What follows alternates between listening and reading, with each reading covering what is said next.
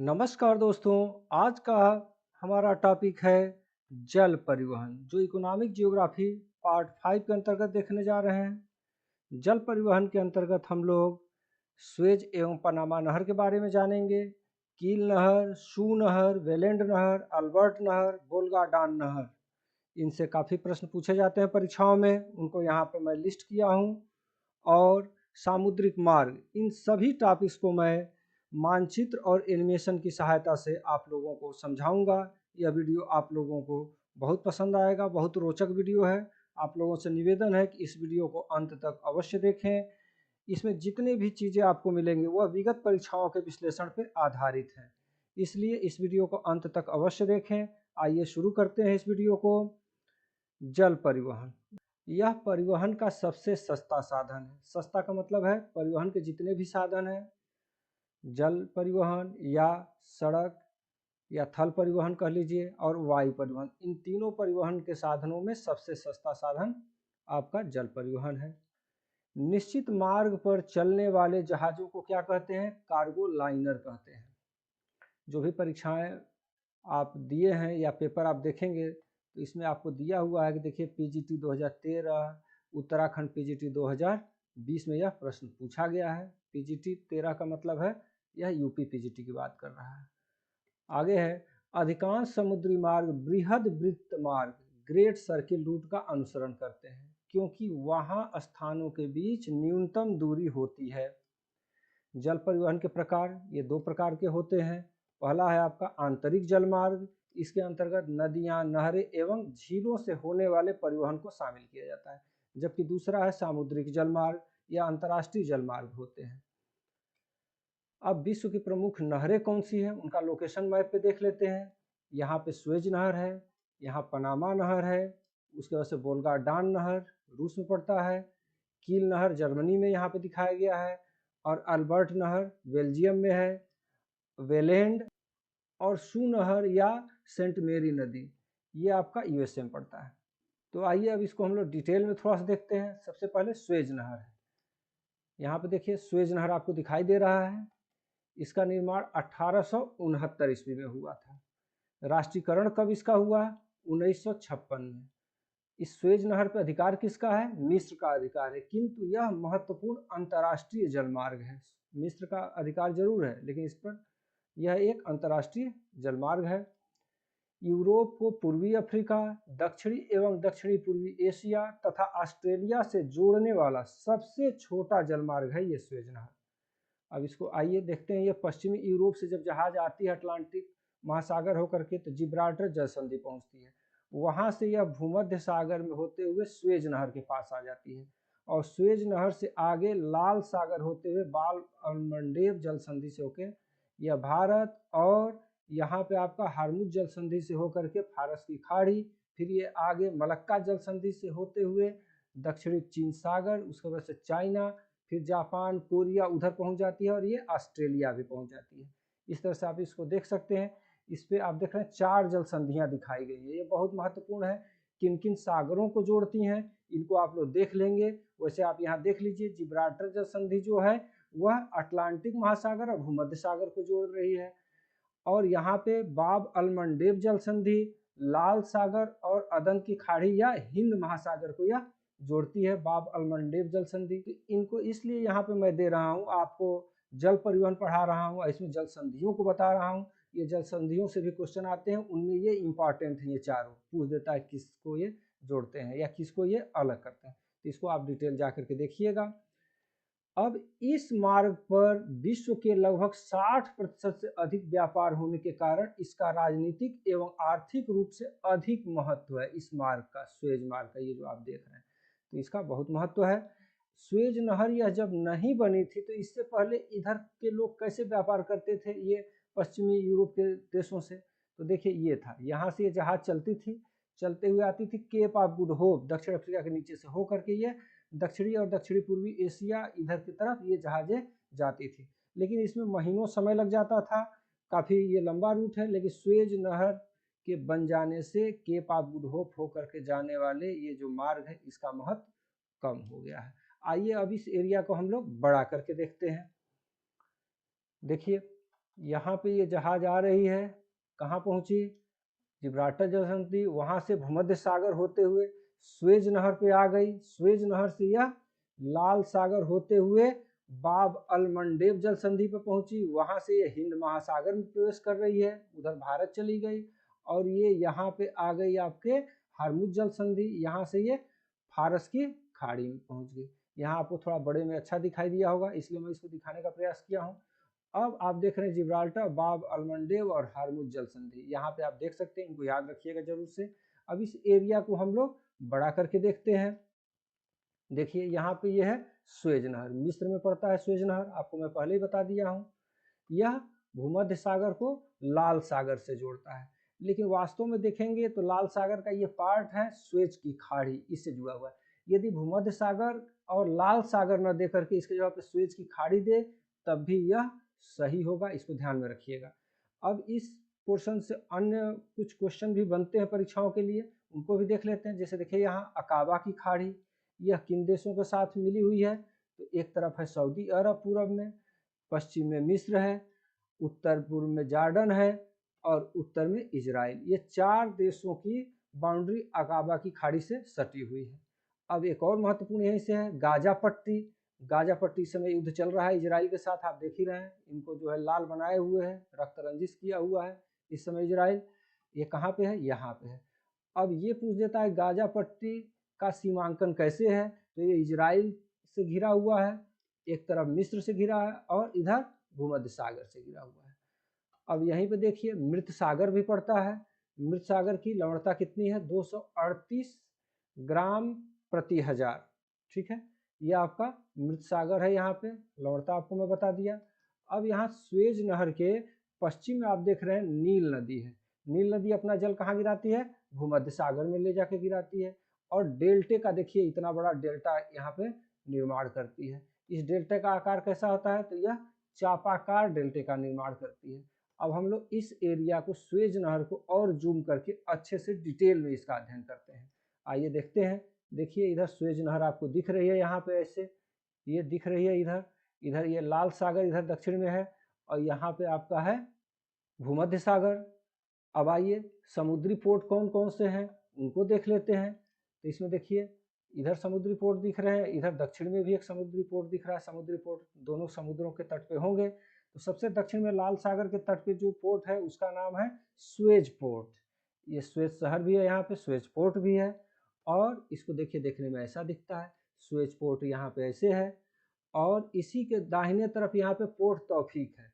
किताबें जब आप पढ़ेंगे तो देता है कि स्वेज नहर के पूरब दिशा में यहाँ पे पोर्ट तौफीक है, लेकिन वास्तव में जब गूगल मैप पे मैं देख रहा हूँ तो पोर्ट तौफीक को यहीं पे दिखा रहा है, पोर्ट तौफीक यहाँ पे नहीं है, पोर्ट तौफीक यहीं पे दिखाई दे रहा है। तो अब जैसा भी रहे, क्वेश्चन के हिसाब से आप देख सकते हैं पूर्व पश्चिम।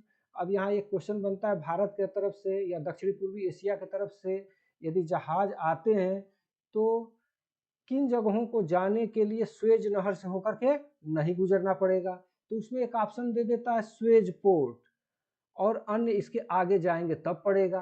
तो स्वेज पोर्ट जाने के लिए आपको स्वेज नहर से गुजरने की क्या जरूरत है? वो तो आएंगे तो लाल सागर से यहीं पहुंच जाएगा। तो इसको ध्यान रखेंगे, या पोर्ट तौफीक दे दिया तब भी स्वेज नहर से आपको गुजरने की जरूरत नहीं पड़ेगी। एक आध परीक्षाओं में दिया है, मैं ये प्रश्न देखा हूँ, इसलिए इस चीज को मैं यहाँ बताना चाह रहा हूँ। तो ये समुद्री पोर्ट आपको मैं बता दिया। उसके बाद से उत्तर में आप देखेंगे यहाँ पे, तो देख रहे हैं सबसे उत्तर में आपका है पोर्ट सईद, और इसी स्वेज नहर के पूरब में ही है आपका पोर्ट फौद। अब इनको बड़ा पर देख लेते हैं।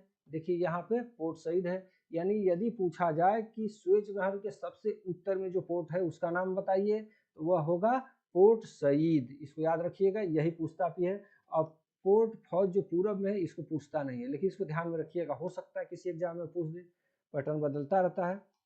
अब हम लोग नहरी पोताश्रयों को देख लेते हैं। तो नहरी पोताश्रयों को मैप में देखिए, ये 3 नहरी पोताश्रय यहाँ पे है। अब इनको हम लोग बड़ा करके देख लेते हैं। तो बड़ा करते हैं, यहाँ पे आ जाते हैं। अब देखिए यहाँ पे अलकंतारा, ये नहरी पोताश्रय है, नहर के बीच में ये पोर्ट है। दूसरा बीच में पड़ता है अल फिरदान, और सबसे दक्षिण में देखेंगे तो इस्माइलिया, ये तीसरा जो है नहरी पोताश्रय है। इन शहरों का नाम याद रखिए, उत्तर से दक्षिण या दक्षिण से उत्तर की तरफ में।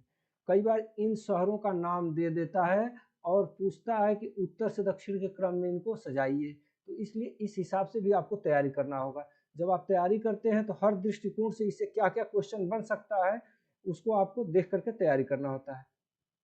आगे देखते हैं स्वेज नहर की झीलें, इस पे कौन कौन से झीलें हैं। सबसे उत्तर में देख रहे हैं यहाँ पे मंजाला झील दिखा रहा है। ये वास्तव में इस झील से होकर के स्वेज नहर नहीं गुजरती है, लेकिन किताबों में ये दिया हुआ है, इसके साइड में पड़ता है ये मंजाला झील। उसके बाद से बीच में आएंगे तो तिमसा लेक पड़ता है। तिमसा लेक को देखिए यहाँ पे दिखा दिया गया है बड़ा करके, ऐसा दिखता है तिमसा लेक। उसके बाद से इसके दक्षिण में जाएंगे तो ग्रेट बीटर लेक मिलेगा आपको, और यहीं पे आपको लिटिल बीटर लेक है। तो इस तरह से इनको भी बड़ा करके देखिए, यहाँ पे दिख रहा है ग्रेट बीटर लेक और यहाँ पे लिटिल बीटर लेक। तो इस तरह से उम्मीद है आपको समझ में आ गया होगा। अब स्वेज नहर को सारांश में देखिए, जैसे दही आपको खिला दिए, अब मलाई खिला देते हैं। केवल इतने से भी आप तैयारी कर लेंगे, जो आगे देने जा रहा हूँ उससे भी आपका परीक्षा निकलेगा। निर्माण 1869, राष्ट्रीयकरण 1956, बीएचयू पीईटी 2011 और 15 में यह पूछा जा चुका है। मिस्र का अधिकार है किंतु महत्वपूर्ण अंतर्राष्ट्रीय जलमार्ग है, ये मैं बता चुका हूँ। स्वेज नहर लाल सागर और भूमध्य सागर से जोड़ती है, ये लाल सागर को भूमध्य सागर से जोड़ती है। लंबाई कितनी है? 165 किलोमीटर है। न्यूनतम चौड़ाई कितनी है? 60 मीटर है न्यूनतम चौड़ाई, मतलब कम से कम। इससे अधिक तो झील में बहुत चौड़ा मिल जाएगा। न्यूनतम गहराई कितनी है? 10 मीटर है। गहराई अन्य जगहों पर ज़्यादा होगी, लेकिन सबसे कम कहीं पे गहराई है तो वो 10 मीटर है। अब बंदरगाह को देख लीजिए। बंदरगाह आपका पड़ता है उत्तर में भूमध्य सागर तट पे, पोर्ट सईद, यही परीक्षा में ज़्यादा पूछता है। पश्चिम दिशा में उत्तरी तट पे है एकदम से। उसके बाद से पोर्ट फौज पूर्व में है, आपको मैं मानचित्र पे दिखाया था। देखिए राजस्थान स्कूल लेक्चरर में 2018 में और बीएचयू पीईटी 2012 में ये प्रश्न पूछा गया है। उसके बाद से दक्षिण में लाल सागर तट पर पोर्ट स्वेज है आपका, पश्चिम में, तथा पोर्ट तौफीक पूर्व में है। मैं यहाँ पूर्व में इसलिए लिख रहा हूँ क्योंकि किताबों में इसको पूर्व में ही दिखाया है यूपी पीजीटी, जबकि आपको मैं बताया था कि गूगल मैप पे आप भी सर्च कर लीजिएगा तो आप देखेंगे कि उसको बाएं तरफ ही दिखा रहा है, पश्चिम में ही दिखा रहा है। तो अब क्वेश्चन जैसा भी आवे उसके अनुसार आप कर सकते हैं। नहरी पोताश्रय कौन कौन सा मैं आपको बताया था? अलकंतारा, अल फिरदान एवं इस्माइलिया, ये आपको मैं बता दिया। अब 3 या 4 झील से होकर के गुजरती है स्वेज नहर, में बता 3 या 4 इसलिए बता रहा हूँ। मंजाला लेक एक हो गया, तिमसा लेक एक हो गया, ग्रेट बीटर लेक और लिटिल बीटर लेक को एक मान लेने पर 3 हो जाएगा, अलग अलग मानने पर ये 4 होगा। अब परीक्षा में किस तरह का ऑप्शन है उसके अनुसार आप काम करेंगे। वैसे संख्या कभी परीक्षा में पूछा नहीं है, यही पूछता है कि निम्नलिखित में से कौन सा है। इनमें से 3 दे देगा, एक चौथा अलग से दे देगा कि स्वेज नहर पे ये झील स्थित नहीं है, तो आप आसानी से उसको अलग कर सकते हैं। यूपी जीआईसी 2021 में यह प्रश्न इससे संबंधित पूछा गया है। इसमें कोई लाक नहीं है, इस नहर में सकरा जरूर है, समय लगता है पास करने में जहाज़ों को, लेकिन लाक लगा करके जहाज़ों को खींचने की जरूरत नहीं पड़ती है। इसका तल समुद्र तल के बराबर है, इसलिए आसानी से इसमें जहाज चलती हैं। स्वेज नहर ने यूरोप और दक्षिण एशिया के मध्य की दूरी को कम किया है। किसकी दूरी को कम किया है? प्रश्न पूछा गया है यूपी पीजीटी 2016 में। तो दक्षिण एशिया और यूरोप के बीच के मध्य की दूरी को कम किया है। इस मार्ग पर विश्व के लगभग 60% से अधिक व्यापार होने के कारण इसका राजनीतिक एवं आर्थिक रूप से अधिक महत्व है।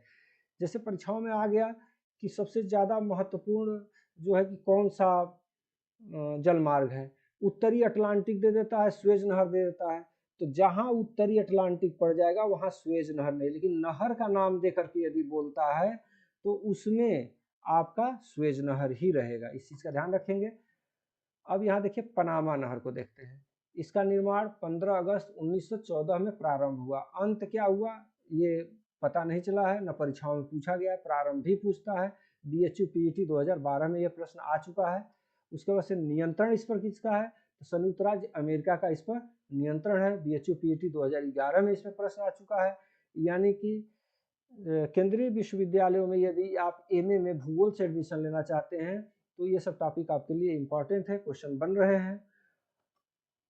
पनामा नहर अटलांटिक महासागर का पार्ट है, कैरेबियन सागर को प्रशांत महासागर से जोड़ती है, यानी अटलांटिक महासागर को प्रशांत महासागर से जोड़ने का काम यह पनामा नहर करती है। देखिए मानचित्र पे इसको देखते हैं, इधर है आपका पनामा नहर यहाँ पर, और इसके उत्तर में है अटलांटिक महासागर और दक्षिण में है प्रशांत महासागर, इन दोनों को जोड़ती है ये। लंबाई इसकी कितनी है?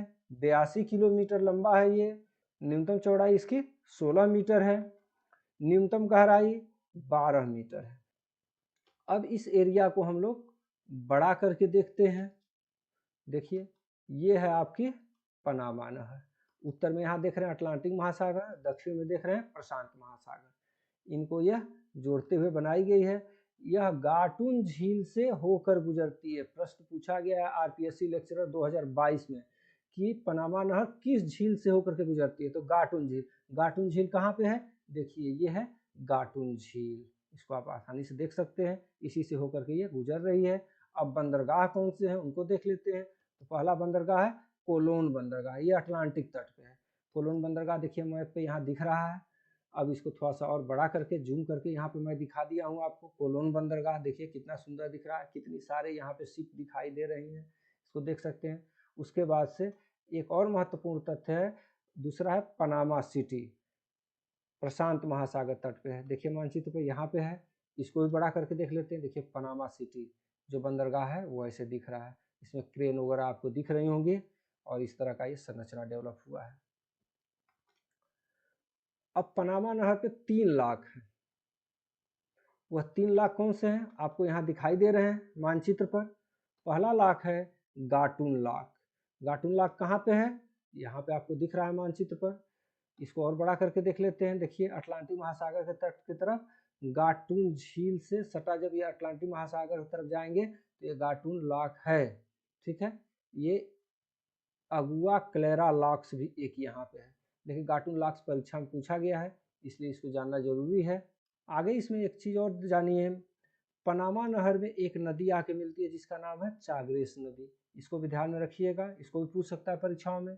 दूसरा लाख है कोकोली एवं मीराफ्लोर्स लाख, इसको यहाँ मानचित्र पर देखिए, कोकोली एवं मीराफ्लोर्स लाख यहाँ पे दिखाई दे रहा है। उसके उत्तर में प्रशांत महासागर तट के तरफ ही है। तीसरा लाख पेड्रो लाख। अब यहाँ पे आपको पेड्रो लाख दिख रहा है, इनको अब बड़ा करके देखते हैं। देखिए यहाँ पे आपको दिख रहा है कोकोली लाख, और यहाँ पे आपको मीराफ्लोर्स लाख दूसरे लेन के तरफ है, 2 लेन आपको दिख रहा है। और तीसरा यहाँ पे आपको लाख दिख रहा है पेड्रो लाख।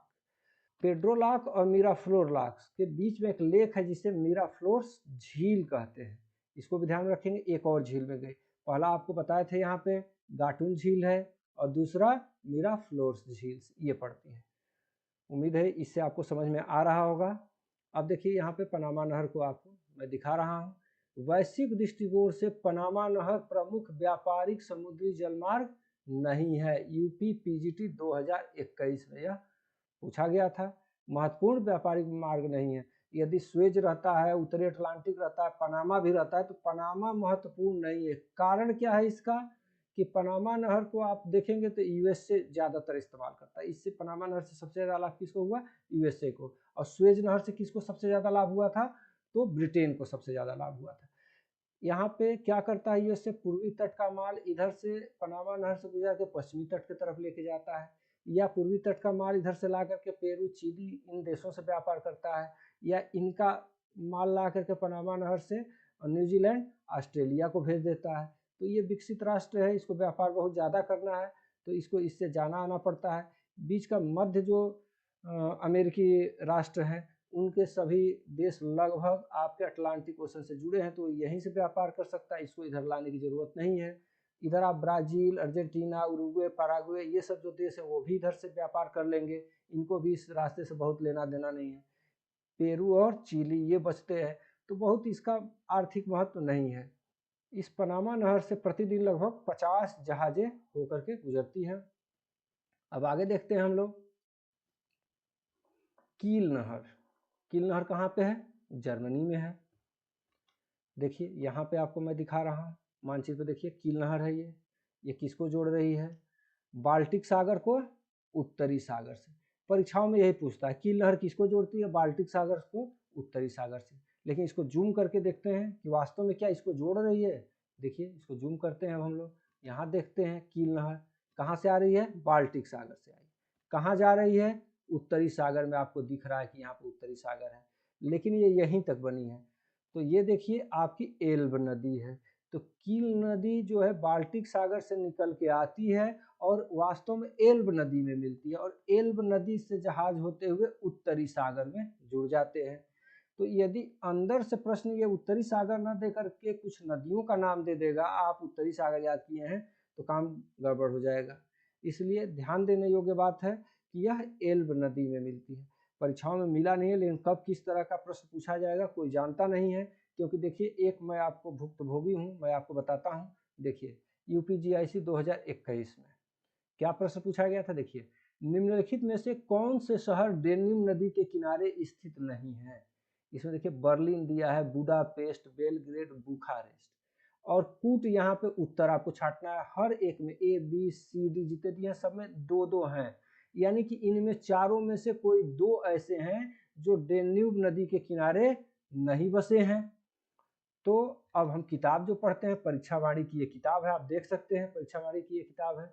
इसमें यहाँ देखिए दिया हुआ है कि यूरोप की 5 राजधानियों, डेन्यूब नदी का यहाँ पे है राज्य बुखारेस्ट। देखिए बुखारेस्ट 4 नंबर पर दिया है, यानी कि ये पढ़ता है, ठीक है। बेलग्रेड, देखिए यहाँ बेलग्रेड 3 नंबर पर दिया हुआ है, इससे डेन्यूब नदी गुजरती है। और यहाँ है बुडापेस्ट, हंगरी की राजधानी है, बुडापेस्ट भी दिया हुआ है। तो 3 तो इनके किताब के अनुसार हो गया कि डेन्यूब नदी इन राजधानियों से गुजर रही है। ऑप्शन में 2-2 दिया हुआ है।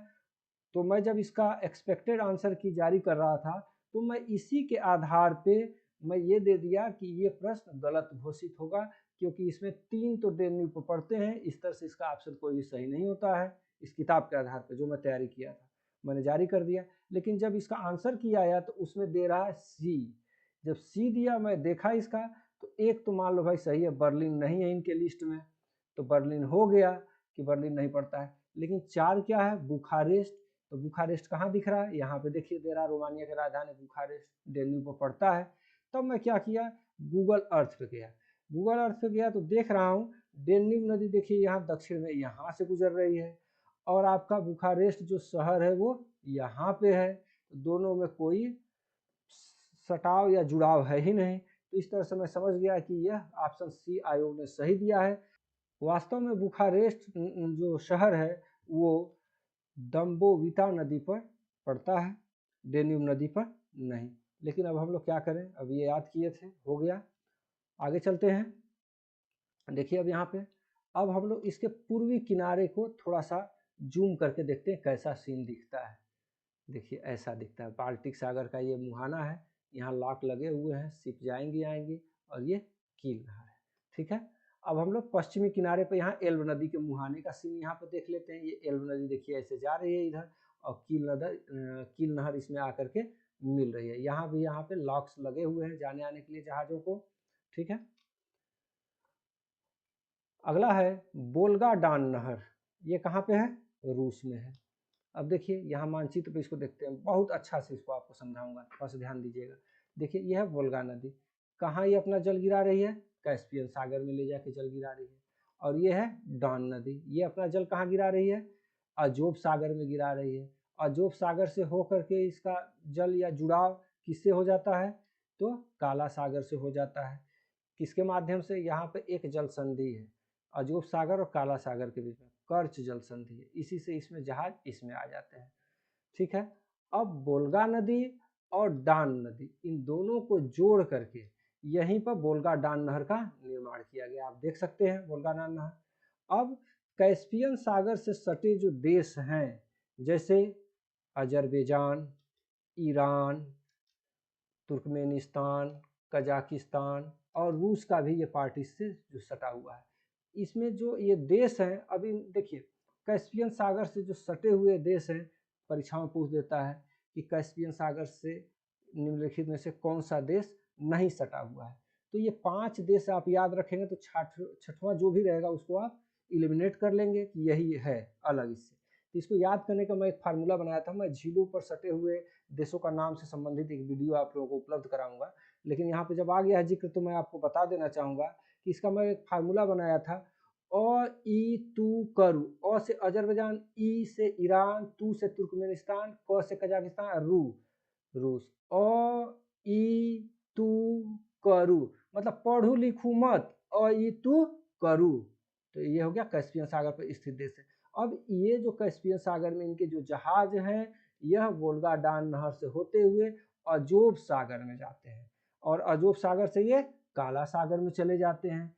तो परीक्षाओं में पूछा जाता है वोल्गा डान नहर के माध्यम से कैस्पियन सागर किस सागर से जुड़ा हुआ है या कौन से दो सागर जुड़े हुए हैं। तो कैस्पियन सागर जरूर लिख रहा है, ये झील है, आपको पता होना चाहिए। तो झील, तो ये कैस्पियन सागर काला सागर से ही ऑप्शन में देता है, लेकिन इसकी जगह पे अजोब सागर भी दे सकता है। आप देख रहे हैं डान नदी अजोब सागर में आती है, लेकिन परीक्षाओं में इन्हीं दोनों का पूछता है, तो इसको भी ध्यान में रखिएगा। अभी मैं एक पेपर पीछे दिखाया हूँ क्वेश्चन, उसी आधार पर यह भी गड़बड़ी हो जाएगा कि हम लोग काला सागर कैस्पियन सागर पढ़ रहे हैं, अजोब सागर ऑप्शन में दे दिया तो गलत हो जाएगा। तो ये जो काला सागर हो गया, तो इसके जहाज यहाँ से आगे काला सागर में, काला सागर से मरमरा सागर पहुँच जाते हैं, मरमरा सागर से एजियन सागर में जहाज जाता है, फिर भूमध्य सागर में। अब भूमध्य सागर में जाने का मतलब आप समझ रहे हैं, सुएज नहर और जिब्राल्टर जल संधि से होते हुए पूरे दुनिया से इनके जहाज जुड़ जाते हैं। अब यहाँ पे देखिए 3 जल संधियां यहाँ पे आपको मैं दिखा रहा हूँ, ये भी परीक्षाओं में बहुत महत्वपूर्ण है, बहुत बार आया हुआ है। ये पहला है कर्च जल संधि, ये अजोब सागर और काला सागर को जोड़ता है। दूसरा है यहाँ पे बास्पोरस जल संधि, ये किसको जोड़ता है, काला सागर और मरमरा सागर को जोड़ता है। और तीसरा यहाँ पे जल संधि है डार्डनेल्स जल संधि, यह मरमरा सागर और एजियन सागर को जोड़ता है। उम्मीद है ये आप लोगों को पसंद आया होगा ये एनिमेशन। वास्तव में यदि देखेंगे तो जो भी इस वीडियो में एनिमेशन हुआ है, मैं पहले जो वीडियो बनाता था दूसरे सॉफ्टवेयर पर बनाता था, यह मेरा छोटा बेटा है श्रेष्ठ चतुर्वेदी, क्लास 7th में पढ़ता है, वो सारा एनिमेशन किया है, उसके बाद मैं इस पर रिकॉर्ड कर रहा हूँ। तो जो भी इसमें कमियाँ होंगी वो आप लोग थोड़ा सा ध्यान मत दीजिएगा एनिमेशन में। अब इसको बड़ा करके देखते हैं। देखिए ये है बोल्गा नदी इधर दिख रही है, डान नदी यहाँ दिख रही है, कैस्पियन सागर से होकर के नदी से फिर वोल्गा डान नहर से डान नदी, फिर अजोब सागर, फिर कर्च जल संधि से काला सागर पहुंच जा रहा है। अब इसको और थोड़ा सा हम लोग बड़ा करके देखते हैं। देखिए गूगल व्यू ये दिख रहा है, वोल्गा नदी ऐसे दिखती है, यहीं से निकली हुई है नहर, वोल्गा डान नहर इतनी बड़ी अब यहाँ पे दिख रही है और डान नदी में जा करके मिल जाती है। अब हम लोग इसके पूर्वी किनारे पर स्थित जो सीनरी है उसको थोड़ा सा फोटो में देखते हैं गूगल मैप पे। देखिए इस तरह का सीन दिखता है, वोल्गा नदी ऐसे निकल रही है, यहाँ से ये लाख लगे हुए हैं। और उसके बाद से अब हम लोग पश्चिमी सिरे पर डान नदी के किनारे का सीन देखते हैं। देखिए डान नदी यहाँ पे जा रही है और ये नहर आ रही है वोल्गा डान, ये पथरीला रास्ता इसमें काट करके ये बनाया गया है, ये लाख है। लाख किस लिए बनाया जाता है, क्योंकि जल स्तर ऊंचा रहता है, नीचा होता रहता है, तो जहाज़ों को खींचने के लिए जनरेटर की सहायता से, मशीनों की सहायता से खींच करके उसको आगे बढ़ाया जाता है। इसके बीच में देखिए बहुत सारी झीलें पड़ती है वोल्गा डान नहर में, और इन झीलों को जोड़ते हुए ये आपको बनाया गया है लॉक्स, जिसे होकर गुजरती। देखिए शिप भी दिखाई दे रहा है इसमें। उम्मीद है यह वीडियो आपको पसंद आया होगा। अब वोल्गा डान नहर का इतना सीन मैं दिखा दिया कि ये किसको जोड़ता है ये तो आपको नहीं भूलना चाहिए। अगला है सू नहर एवं वेलेंड नहर। सबसे पहले ये देखिए, ये है यूएसए में पड़ता है, ये महान झील प्रदेश कहा जाता है, ठीक है। इसमें कुल 5 झीलें हैं, पहले इसका नाम हम देखते हैं। देखिए सुपीरियर झील, उसके बाद मिशिगन झील, फिर ह्यूरन झील, फिर इरी झील और पांचवा है ओंटेरियो झील। ये पांचों झील का जो रीजन है यह पूरा, ये ग्रेट लेक्स कही जाती है, ग्रेट लेक्स रीजन ये बोला जाता है। इसमें आप देखेंगे तो मिशिगन झील को छोड़ करके सभी झीलें सुपीरियर, ह्यूरन, ईरी और ओंटेरियो ये यूएसए और कनाडा का बॉर्डर बनाती है। केवल मिशिगन झील है जो पूर्णतया यूएसए में पड़ती है। तो ये भी एक जीके का प्रश्न है, इसको आप याद रखेंगे। अब यहाँ पे देखिए सुपीरियर झील और ह्यूरन झील को क्या जोड़ता है, तो सू नहर या सेंट मेरी नदी जोड़ती है। ये दोनों याद रखिएगा, सुपीरियर और ह्यूरन को जोड़ते हुए यहाँ पे दिखाया गया है। और यहाँ पे इरी झील और ओंटेरियो झील को जोड़ते हुए यहाँ पे वेलेंड नहर को दिखाया गया, इन दोनों को जोड़ता है, ठीक है। अब अल्बर्ट नहर को देखते हैं, कहाँ पे है, बेल्जियम में है। अल्बर्ट नहर कहाँ से, देखिए लीग ये शहर है, यहाँ से निकलती है ये और चली जाती है एंटवर्प शहर को, ठीक है। लीग में ये किस जगह से निकलती है, तो ये म्यूज नदी से निकलती है। निकल करके जाती है और एंटवर्प में यह सेल्ट नदी से मिल जाती है और सेल्ट नदी से होते हुए आगे जाके उत्तरी सागर में शिप चली जाती है। तो परीक्षा में पूछा गया है कि एल्बर्ट नहर किन दो शहरों को जोड़ता है, तो लीग को और एंटवर्प को, इन दोनों को जोड़ता है। यदि नदी पूछ दिया तो म्यूज नदी को सेल्ट नदी से जोड़ते हुए ये अल्बर्ट नहर बनाया गया है, बेल्जियम में है। उम्मीद है ये भी आपको समझ में आ गया। विश्व की प्रमुख नहरों को अब सारांश में हम देख लेते हैं। नहर देश किसको जोड़ती है, किस एग्जाम में आया है, यहाँ पे आपको डिटेल देखने को मिल जाएगा। यहाँ देखिए सुएज नहर मिस्र में है, भूमध्य सागर और लाल सागर को जोड़ती है। बस किसको जोड़ती है ये सुएज नहर, या किस देश में, इसी तरह का प्रश्न बनता है। ये PGT 13, TGT 10, 11, Uttarakhand PGT 2020, DSSSB PGT 14, BHU और एंट्रेंस टेस्ट में इससे प्रश्न पूछे गए हैं।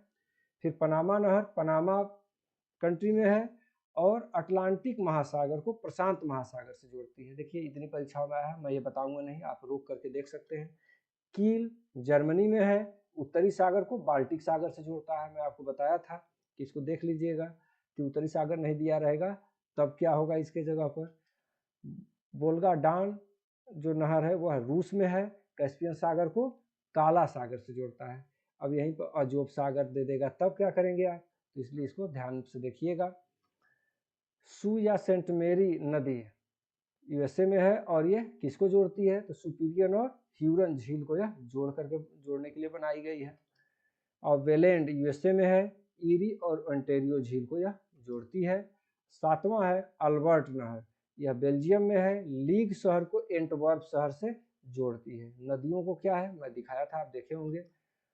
विश्व के प्रमुख समुद्री जलमार्ग, सबसे पहला है संयुक्त राज्य अमेरिका पश्चिमी यूरोप समुद्री मार्ग, इसको बोलते हैं उत्तरी अटलांटिक समुद्री जलमार्ग बोलते हैं, उत्तरी अटलांटिक मार्ग। इसको ध्यान से समझिएगा, कई बार परीक्षाओं में जब आता है ना तो इसी में और सुएज नहर में कंफ्यूजन क्रिएट होता है।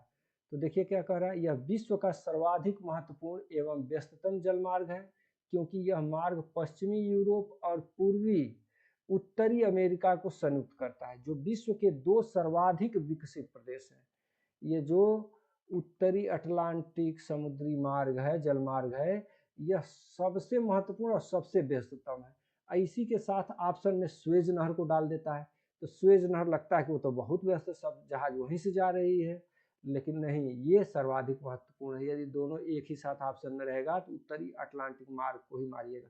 कितनी परीक्षाओं में ये आया हुआ है, आप देख सकते हैं। विभिन्न राज्यों के विभिन्न परीक्षाओं में कई बार यह प्रश्न पूछा गया है, इसको ध्यान में रखेंगे।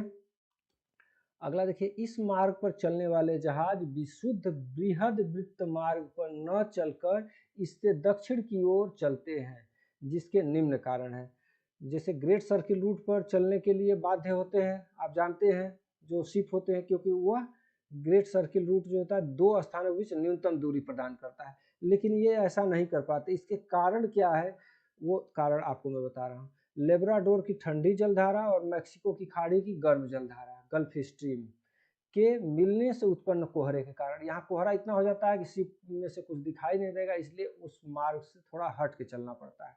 दूसरा कारण है वर्ष की कुछ ऋतुओं में लेब्राडोर की ठंडी जलधारा द्वारा लाए गए हिमशैल के कारण, यानी कि आप जानते हैं टाइटेनिक इसी हिमशैल के कारण डूब गई थी। हिमशैल आते हैं, शिप टकरा जाएंगे, इसलिए भी ठंडी के सीजन में उस मार्ग का, किसका, ग्रेट सर्किल रूट का अनुसरण शिप नहीं करते हैं। पश्चिमी यूरोप भूमध्य सागर हिंद महासागर मार्ग, ये भी है एक महत्वपूर्ण जलमार्ग है। पूछ देता है कि कौन सा जलमार्ग नहीं है अंतर्राष्ट्रीय, तो ये भी एक है, तो याद रखिएगा। और उत्तर मार्सा अंतरिक्ष जलमार्ग आपको मैं दिखाया था सुएज जब पढ़ा रहा था, तो वो भी एक जलमार्ग है अंतर्राष्ट्रीय। राइन नदी मार्ग आंतरिक जलमार्ग के अंतर्गत राइन नदी को मैं बता रहा हूँ। राइन विश्व की सबसे व्यस्ततम व्यापारिक नव्य नदी है। नदी जब पूछेगा तो नव्य नदी सबसे व्यस्ततम कौन सी है, राइन नदी है। और नहर जब पूछेगा तो सुएज नहर है। और ये पूछेगा कि सबसे ज़्यादा व्यस्ततम कौन सा जलमार्ग है, अटलांटिक दिया हो, सुएज दिया हो और राइन दिया हो, ये सब दिया हो, तब क्या करेंगे, उत्तरी अटलांटिक जलमार्ग को मारेंगे। ये मैं आपको बताया था। इससे होने वाले, किससे, राइन नदी से होने वाले व्यापार में कोयले का महत्व अधिक होने के कारण इसे कोयला नदी भी कहा जाता है। कोयले का ज़्यादा व्यापार होता है, इसलिए राज नदी को कोयला नदी भी कहा जाता है। अगला वीडियो में आप लोगों को दोस्तों इस जल परिवहन से संबंधित जितने भी प्रश्न पूछे गए हैं पिछली परीक्षाओं में, उनको एक जगह समाहित करते हुए आपको मैं उपलब्ध कराऊंगा, जिससे आपका प्रैक्टिस हो सके कि किस तरह के प्रश्न इस टॉपिक से बनते हैं। उम्मीद है यह वीडियो आप लोगों को पसंद आया होगा। यदि कोई दिक्कत हो, परेशानी हो तो ज़रूर से कमेंट कीजिएगा। बहुत बहुत धन्यवाद मित्रों।